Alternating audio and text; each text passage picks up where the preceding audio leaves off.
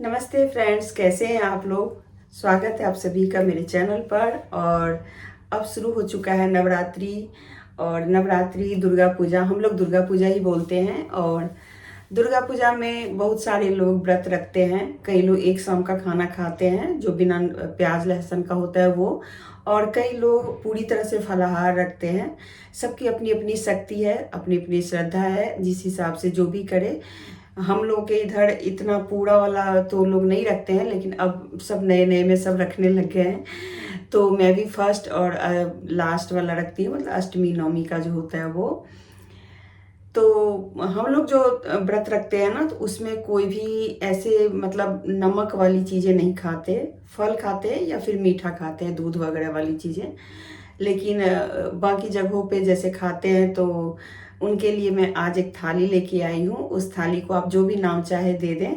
और इस थाली में बहुत सारी चीज़ें मैंने बनाई है। और आप चाहे तो उसमें से एक दो चीज़ें ट्राई कर सकते हैं, या फिर पूरी थाली बना करके ट्राई कर सकते हैं, जैसे आपको मन करे और जैसे आप बना सकें।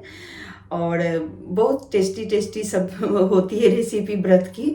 तो आप इसमें से कुछ भी बना करके खाइए। और आज मेरा जो वीडियो है ना, वो नवरात्रि की व्रत थाली के ऊपर ही है। और चलिए अब बनाना शुरू करते हैं। बनाने में थोड़ा सा टाइम लग जाएगा, और शुरू करते हैं। और मेरी साड़ी अगर आपको अच्छी लगी हो तो ज़रूर आप कमेंट कीजिएगा।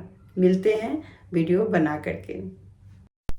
नमस्ते फ्रेंड्स, आ गया हमारा सबसे फेवरेट त्यौहार दुर्गा पूजा। और दुर्गा पूजा को नवरात्रि जैसे बोलते हैं। तो ये जो दिन होते हैं ना अक्टूबर के, वो बड़े ही अच्छे लगते हैं। इसीलिए कहते हैं ना, शरद ऋतु आ गई है और पेड़ पौधे सब कुछ थोड़े थोड़े से हरे होने लगते हैं। और मुझे ये महीना बहुत ही पसंद है, पता नहीं क्यों। तो सुबह का टाइम है और सामने बच्चे पार्क में खेल रहे हैं, जो देख करके मुझे बहुत ही अच्छा लगता है। और सूरज की रोशनी बस थोड़ी थोड़ी सी आ ही रही है। वैसे कैमरे में लग रहा है कि बहुत दोपहर जैसी है। और सबसे पहले मैं अपने चिड़ियाओं को पानी देती हूँ, तो उसके लिए मैं मटका ले आई हूँ।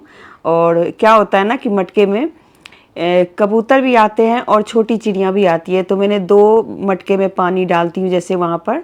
तो कबूतर ना अंदर बैठ के इसमें पानी पीने के साथ साथ नहाती भी रहती हैं।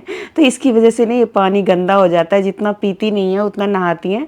और छोटी चिड़ियाँ भी आती रहती हैं, तो अच्छा बहुत लगता है देखने में। लेकिन इसे रोज़ धो करके पानी डालना पड़ता है, नहीं तो फिर चिड़िया को ना थोड़ा सा ये रहता है कि पानी नहीं है, तो वो थोड़ी सी ऐसे भागने लग जाती हैं।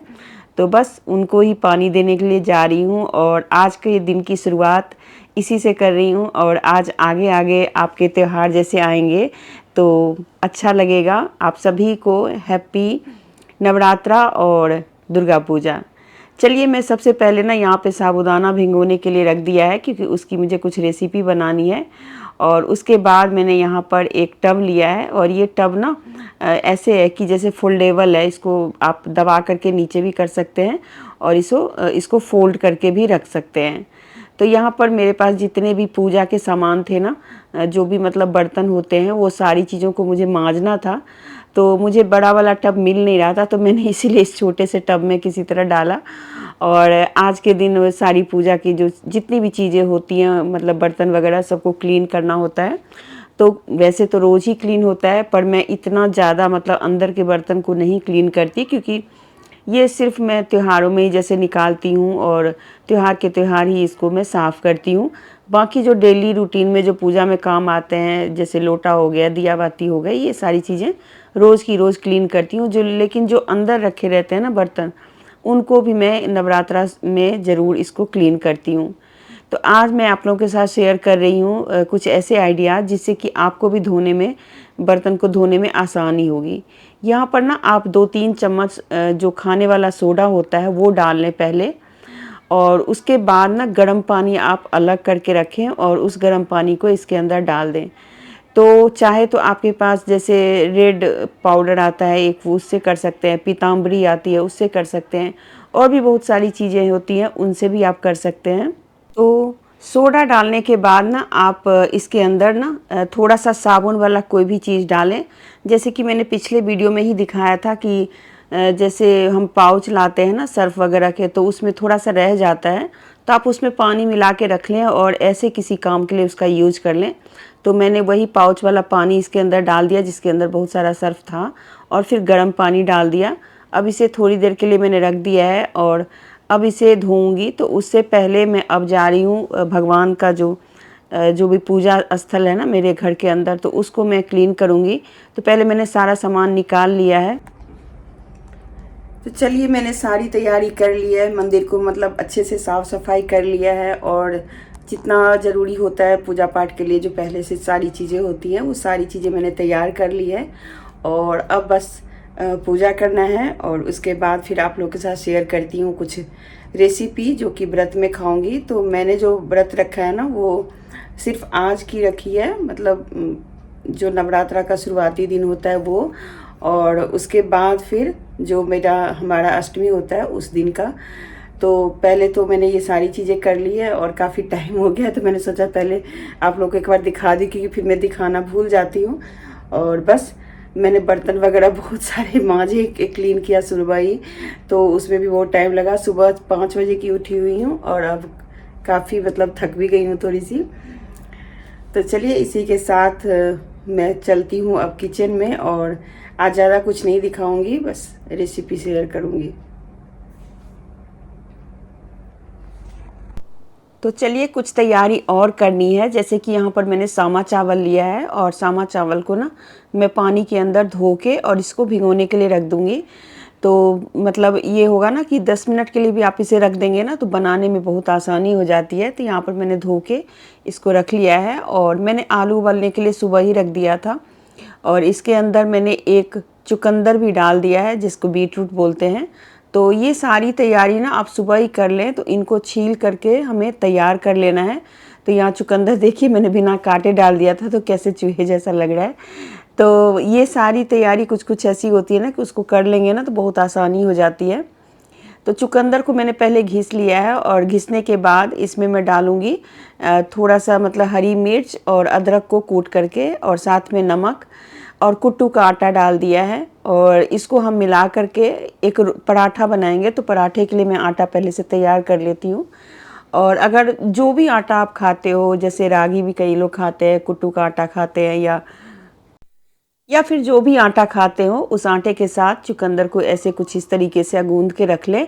और इसके पराठे ना बड़े ही मस्त बनते हैं। तो इसे यहाँ पे गूंद के रख लिया, और मैं सीधा डायरेक्ट आपको इसका पराठा ही दिखाऊंगी। यहाँ पर एक रायता बना रही हूँ। तो दही में मैंने थोड़ी सी हरी चटनी डाली है, पुदीना और धनिया की, काली मिर्च का पाउडर और जीरा पाउडर, साथ में थोड़ा सा मैंने चाट मसाला डाला। तो मैं बनाने जा रही हूँ आलू की रायता। और आलू का रायता ना व्रत में बहुत ही टेस्टी लगता है, ज़रूर ट्राई कीजिएगा। एक तो ये हेल्दी होता है क्योंकि आलू है ना, तो व्रत में आलू से काफ़ी हमें मतलब ताकत मिलती है। और इसको मिला करके रख लिया मैंने। और अगर आप चाहें तो इसके अंदर थोड़ा सा खीरा वगैरह भी डाल सकते हैं, पर मैंने नहीं डाला। एक और चुकंदर है जो थोड़ा बड़ा साइज़ का था, तो कच्चा ही है ये, इसको मैंने ऐसे ही घिस लिया है। और इसके अंदर एक आलू जैसे उबला हुआ आलू है, वो आलू मैंने यहाँ पे घिस के डाल दिया है। और इसका मैं बनाऊंगी टिक्की। तो चुकंदर की टिक्की अगर आपने कभी नहीं खाई हो तो ज़रूर ट्राई कीजिएगा। यहाँ पर मैंने यही कुट्टू का आटा जो है ना वही मैंने डाल दिया है, साथ में काली मिर्च का पाउडर और हरी मिर्च और अदरक कूटा हुआ, और साथ में नमक। तो और साथ में मैंने थोड़ी सी साबुत जीरा भी डाली है। तो इसको मैं मिक्स कर लूँगी, और मिक्स करने के बाद इसको हम टिक्की बनाएंगे। तो टिक्की बनाने के लिए ना आपको गोल गोल शेप में बनाना होता है। इसके अंदर आप पानी मत डालिएगा, पानी डालेंगे तो ये गीला सा हो जाएगा, फिर अच्छे से बनेगा नहीं। और मैंने टिक्की में ना थोड़ा सा अपनी तरफ से एक वो कर दिया है, इसको मैं बड़ा का शेप दे रही हूँ क्योंकि बीच में मैंने छेद कर दिया।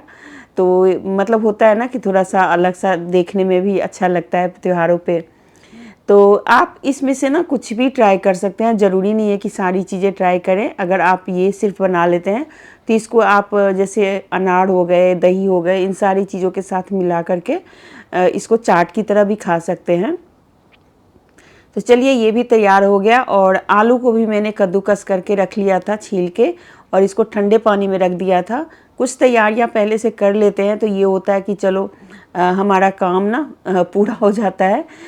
तो यहाँ पर आलू को पहले ना धो करके और इसको सूखे कपड़े पे हमें वो कर लेना है, सुखा लेना है, जिससे कि इसके अंदर जो भी पानी वानी है ना वो ठीक हो, सूख जाए और इससे ना फ्राई करने में बहुत आसानी हो जाती है।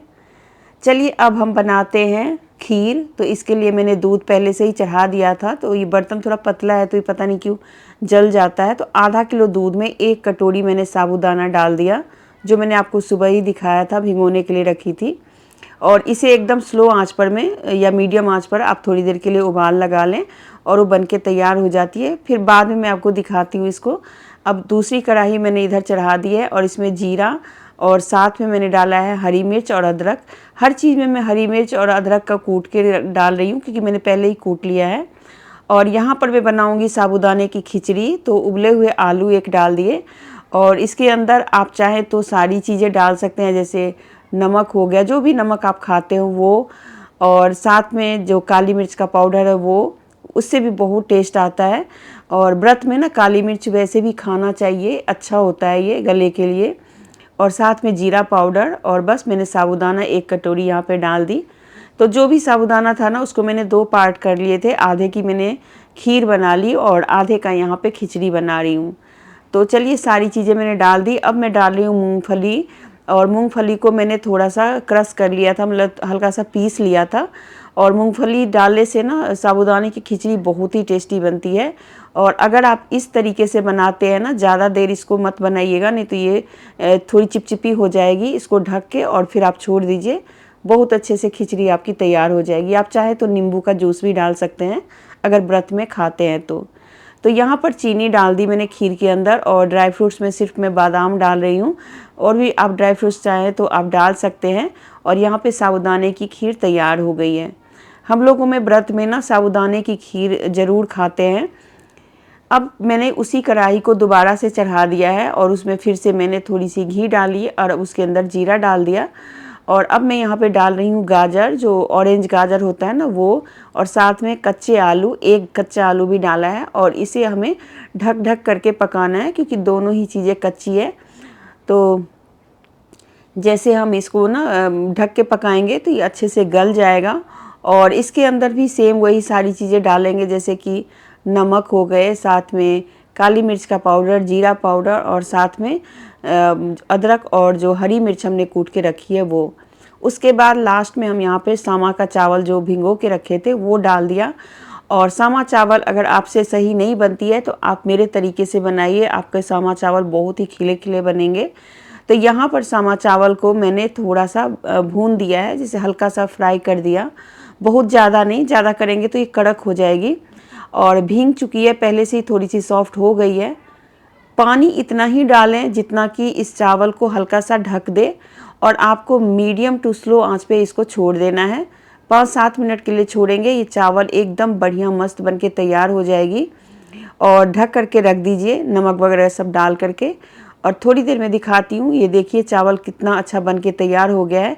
एक्चुअली मैंने चावल को ना बीच में चला दिया था और भूल गई थी कि आपको दिखाना है, तो फिर से मैंने दोबारा से इसको आपको दिखाया है। तो देखिए चावल कितना बढ़िया बन के तैयार हो गया। चलिए फिर से मैं एक उसी कढ़ाई को धो के और फिर से यहाँ पे तेल डाल रही हूँ, और तेल के अंदर डाल रही हूँ मैं जो टिक्की बनाई थी, जो इसकी बीट रूट की, वो।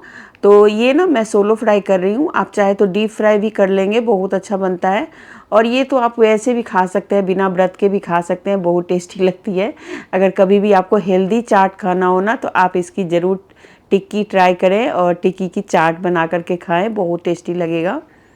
चलिए इसको उलट पुलट कर देते हैं, क्योंकि इसका कलर काफ़ी कलरफुल लाल सा होता है, तो समझ में नहीं आएगा आपको कि ये पक गया कि नहीं पक गया। तो इसका यही है कि हल्का सा जैसे कलर चेंज होने लगे ना तो समझ जाइए ये टिक्की तैयार है और इसे आप निकाल लें। तो चलिए यहाँ पे ये तेल बिल्कुल ही सोख चुका है और मैंने टिक्की निकाल ली, और गरम तेल में थोड़ी सी तेल और डाल के मैंने यहाँ पर जो आलू को घिस के रखा था वो डाल दिया, और हरी मिर्च अदरक डाल दी। बस 2 ही चीज़ें डाल के, इसके अंदर मैं नमक नहीं डाल रही हूँ, क्योंकि ये आलू की जो भुजिया है ना वो ऐसे ही अच्छी लगती है। चलिए हो चुका है, उसको निकाल लिया। अब यहाँ पर बनाते हैं पराठा। जो मैंने आपको चिकंदर का पराठा मैंने बताया था, तो मैंने बेलते हुए नहीं दिखाया, आप मतलब समझ जाएंगे। बस बेला है गोल गोल और इसका पराठा बना लिया। और देखिए कितना सुंदर लाल लाल कलर का लग रहा है, मतलब ये हेल्दी के साथ साथ देखने में भी बहुत सुंदर लग रहा है। अब हम बनाते हैं आलू की सब्ज़ी। और आलू की सब्ज़ी के लिए मैंने दोबारा से एक दूसरी कढ़ाई चढ़ाई है। सेम इसमें तेल डाला, साथ में जीरा और हरी मिर्च। उसके बाद मैंने यहाँ पर एक आलू डाला और आलू को हल्का सा भून लेंगे। और जैसे मैंने सारी चीज़ों में जीरा पाउडर और काली मिर्च का पाउडर और हरी मिर्च डाला है ना, सारी चीज़ें इसके अंदर डालेंगे। इसके अलावा मैं कुछ भी नहीं डाल रही हूँ। यहाँ पर एक टमाटर डाल रही हूँ और इस सब्ज़ी को नाम आप दे सकते हैं टमाटर वाले आलू, क्योंकि ये टमाटर वाले आलू व्रत में बहुत खाए जाते हैं। और यहाँ पे भी जीरा पाउडर, काली मिर्च का पाउडर सेम मैंने सारी चीज़ों में डाला है, क्योंकि ये व्रत की सारी चीज़ें बना रही हूँ, तो और कोई भी मसाला मैंने नहीं डाला। सिर्फ यही नमक, काली मिर्च का पाउडर, हरी मिर्च कूट के और जीरा पाउडर, यही 3 चीज़ों 4 चीज़ों के साथ मैंने पूरी की पूरी रेसिपी बनाई है। आलू को यहाँ पे भून के रख दिया, ये तैयार हो गया। और चलिए चलते हैं, आपको दिखाते हैं ये थाली। तो यहाँ पर मैं डाल रही हूँ साबूदाने की खीर, आलू की सब्जी, समा का चावल, साबूदाने की खिचड़ी, साथ में आलू की भुजिया। और यहाँ पर इस कटोरी के अंदर मैं डालने वाली हूँ जो रायता हमने बनाया था वो। और मैंने चावल के ऊपर ने थोड़ा सा करी पत्ता डाल दिया था, तो देखने में थोड़ा सुंदर लग रहा है। और ये रही टिक्की, जो बीटरूट की टिक्की थी वो। और ये रहा पराठा। तो कैसा लगा आज का ये मेन्यू ज़रूर बताइएगा। और ऐसी अगर आपको चाहिए नवरात्रि में तो ज़रूर बताइएगा। मिलते हैं फिर।